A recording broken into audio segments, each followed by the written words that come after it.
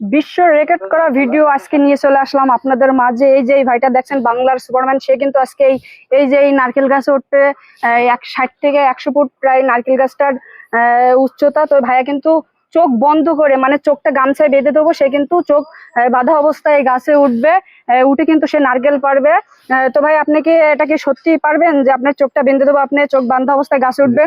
চোখ বান্ধা আমার একটা টার্গেট থাকে যে চোখ যতই বান্ধে না, এটা আমার টার্গেট থাকে যে ওই নারকেল আছে এই সাইডে। আচ্ছা, আপনার নাম কি ভাইয়া বলেন? বাংলার সুপারম্যান হোসেন। আপনার বাসা কোথায়? যশোর জেলা ঝিগরগাছা থানা। তাহলে আপনার চোখটা আমি বেঁধে দিই এখন? দেন, অবশ্যই দেন। দাও, চোখটা একটু বেঁধে দাও। তো আপনারা দেখেন তার কিন্তু চোখ বেঁধে দেওয়া হচ্ছে। আসলে কি মনে হয় ভাইটা কি পারবে চোখ বান্ধা অবস্থায় গাছে উঠতে? এটা তো সম্ভব না, কিন্তু ভাই দেখি কত দূর কি করতে পারে। তো এই ভাইটাও কিন্তু বিশ্বাস করছে না গাছ উঠতে পারে। আচ্ছা, আপনি কি দেখতে পাচ্ছেন কয় আঙ্গুল বলেন তো? 2 আঙ্গুল। তো সে কিন্তু দেখতে পাচ্ছে না, আমার আঙ্গুল কিন্তু 5টা। তো আপনারা দেখতে থাকুন কিভাবে সে গাছে ওঠে। চোখ বান্ধা অবস্থায় হোসেন ভাই গাছে উঠছে। তো দেখেন আপনারা কিভাবে ওঠেন ভাই আপনি গাছে। দেখেন কত দ্রুত গাছে উঠছে। চোখ বান্ধা, আশ্চর্য বিষয়, সে কিন্তু নারকেল পাড়ে। দেখেন আপনারা দেখেন, আসলে কিন্তু এটা অবিশ্বাস্য, একদম বান্দরের মতো লাগছে।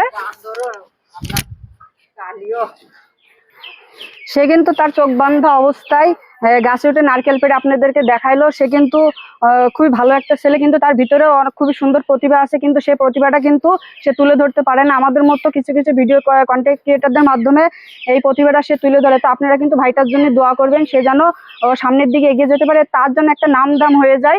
আপনারা সবাই তার জন্য দোয়া করবেন, সে যেন সুস্থ এবং ভালো থাকে সবসময়। এই ভাইয়াটা কিন্তু গাছে উঠতে উঠতে দেখেন ভাইয়ের যে হাতের কি অবস্থা, এটা কিন্তু 2 হাতেরই মানে খুবই খারাপ একটা অবস্থা, তারপরেও তার কোনো কিছু হয় না। তার ভিতরে আসলে একটা প্রতিভা কিন্তু। তো ভিডিওটা যদি ভালো লাগে অবশ্যই এই ভাইটার মুখের দিক তাকিয়ে হলেও আপনারা ভিডিওটা অনেক বেশি বেশি লাইক করবেন, শেয়ার করবেন, কমেন্ট করবেন।